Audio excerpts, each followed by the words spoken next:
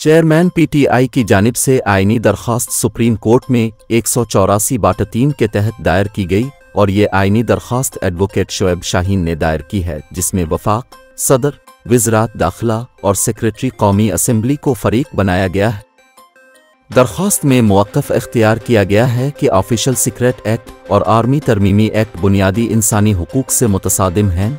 Official secret act के तहत खुफिया इदारों को बग़ैर वारंट किसी भी घर में घुसकर तलाशी लेने का इख्तियार देना गैर आईनी है। दरख्वास्त में कहा गया कि सदर ममलकत सोशल मीडिया पर वजाहत कर चुके हैं और उन्होंने दोनों कवानीन की मंजूरी नहीं दी।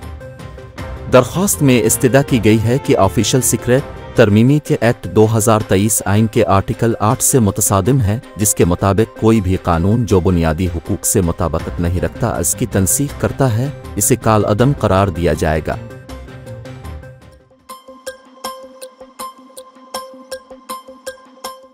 कीनिया में कत्ल होने वाले सहाफ़ी अरशद शरीफ कत्ल केस में अदम ताउन पर अदालत ने उनकी अहलिया के नाकाबिल ज़मानत वारंट गिरफ्तारी बरकरार रखे।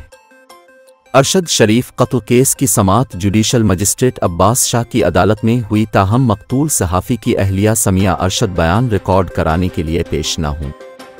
जुडिशल मजिस्ट्रेट अब्बास शाह ने अरशद शरीफ की अहलिया और प्रोड्यूसर अली उस्मान के नाकाबिल ज़मानत वारंट गिरफ्तारी बरकरार रखे।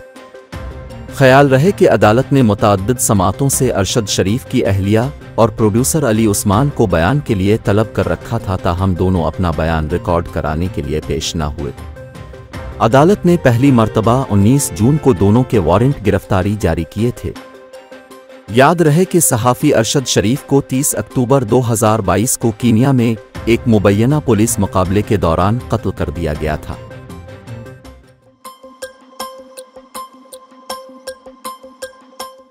पीटीआई रहनुमा अली मोहम्मद खान से साइफर केस में इमरान खान की गिरफ्तारी को गलत करार देते हुए कहा कि वो साइफर की तहकीकात के हक में है।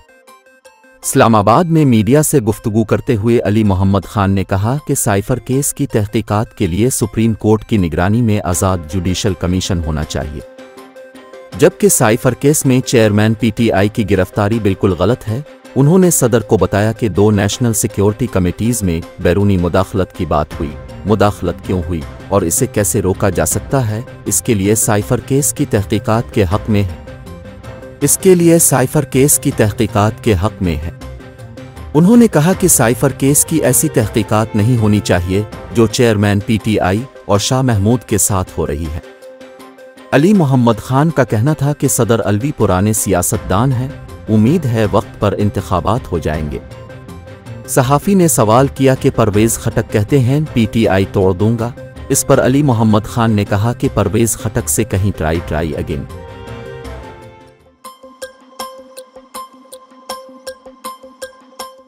इस्लामाबाद में मंकी पॉक्स के 4 मुश्तबा मरीज एयरपोर्ट से अस्पताल मुंतकिली के दौरान फरार हो गए। ज़राए के मुताबिक मंकी पॉक्स के मुश्तबा मरीजों को इस्लामाबाद एयरपोर्ट से पिम्स अस्पताल एम्बुलेंस में मुंतकिल किया जा रहा था कि एयरपोर्ट से निकलने के बाद फरार हो गए। ज़राए ने बताया कि मंकी पॉक्स के मुश्तबा मरीज कवाइफ फॉर्म साथ लेकर फरार हुए हैं, ताहम फरार होने वालों में रहमान तारिक, अली हमजा, जुल्करनैन और नईम शामिल हैं। ज़राए का कहना है कि बॉर्डर हेल्थ सर्विसेज ने मुश्तबा मंकी पॉक्स मरीजों के फरार पर खामोशी इख्तियार कर ली। ज़राए के मुताबिक मंकी पॉक्स के मुश्तबा मरीजों को लीबिया से खुसूसी परवाज से लाया गया था। लीबिया से बेदखल पाकिस्तानियों को 8 सितंबर की रात खुसूसी फ्लाइट से लाया गया था।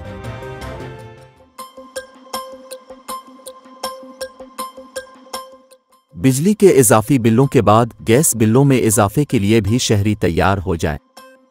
आइंदा हफ्ते से कुदरती गैस की कीमतों में 45 से 60% तक इजाफे का इम्कान है। वफाकी हुकूमत ने अवाम पर मजीद बोझ डालने के लिए कमर कस ली। गैस के शोबे में बढ़ते हुए गर्दिशी कर्जों और नुकसानात का बोझ अवाम पर डालने की तैयारी कर ली गई। ज़राए के मुताबिक कीमतों में इजाफे का इतलाक 1 जुलाई से मुल्क भर के सारिफीन पर किया जाएगा। ज़राए के मुताबिक गैस शोबे के नुकसानात और गर्दिशी कर्जा कम करने के लिए इजाफा IMF की शराइत पर होगा और इजाफे की मंजूरी वफाकी काबीना से ली जाएगी। इजाफे के हवाले से ज़राए का मज़ीद कहना है कि सुई नॉर्दर्न के टैरिफ में 415 रुपये फ़ी MMBTU और सुई सदर्न के लिए 417 रुपये फ़ी MMBTU इजाफे का इम्कान है, जिसकी ओगरा पहले ही मंजूरी दे चुका और अब फैसला वफाकी हुकूमत करेगी। ज़राए के मुताबिक गैस की कीमतों में मुमकिना इजाफे के दौरान सब्सिडाइज इंडस्ट्री के लिए भी सब्सिडी का खात्मा किया जाएगा। इस हवाले से ज़राए का कहना है कि वफाकी हुकूमत की जानिब से गैस की कीमतों में इजाफे पर पहले ही ताख़ीर की गई, जो अब सारिफीन पर जल्द मुंतकिल की जाएगी।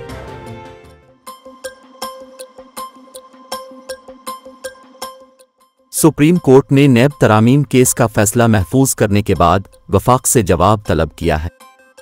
चीफ जस्टिस की सरबराही में 3 रुकनी बेंच ने मंगल को नैब तरामीम केस का फैसला महफूज किया था और जुमे को चीफ जस्टिस की अदालत के मुआविन ने फरीकैन के वकीला से राब्ता किया। सुप्रीम कोर्ट ने फरीकैन के वकीला को फैसला महफूज होने के बाद एक सवाल भिजवा कर जवाब मांगा। चीफ जस्टिस उमर अता बिंदियाल ने सवाल किया था कि एहतिसाब अदालत दायरा इख्तियार में न होने पर किसी रुकन पार्लियामेंट के खिलाफ रेफरेंस मुंतकिल करती है, और वो कौन सी मजाज अदालत होगी जो रेफरेंस का फैसला सुनाए और किस कानून के तहत।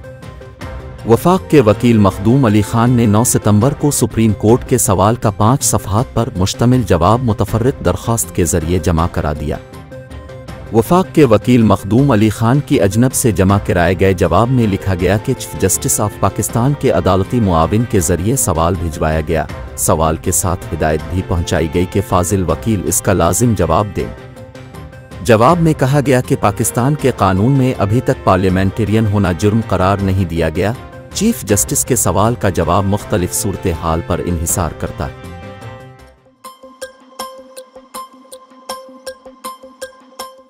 निगरां वफाकी काबीना में तौसी कर दी गई।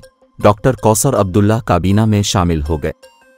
सदर ममलकत डॉक्टर आरिफ अलवी ने डॉक्टर कौसर अब्दुल्ला मुल्क को निगरां वफाकी वजीर मुकर्रर कर दिया है। सदर आरिफ अलवी ने डॉक्टर कौसर अब्दुल्ला मुल्क की निगरान वफाकी काबीना में तकर्रुरी निगरान वजीर आज़म की एडवाइस पर आइन के आर्टिकल 224(1)(a) के तहत की।